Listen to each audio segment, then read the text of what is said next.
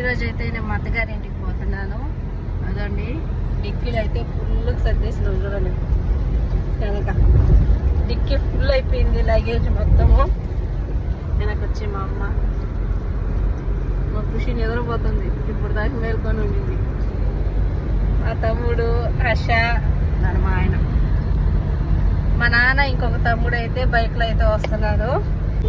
ఈ రోజే మా ఇంట్లో కోడి పిల్లలు అయితే పుట్టాయన్నమాట. ఇంకా మా నాన్న వాటిని చూసుకోవాలి కాబట్టి తొందరగా రిటర్న్ అయిపోవాలనేసి అని బైక్లో వస్తున్నాడు.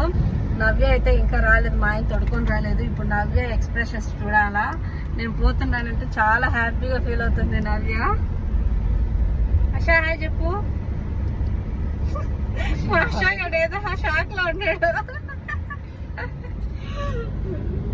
ఇంకా ఎంతసేపు పడుతుంది మా 1 అవర్, 1 అవర్ మా ఊరు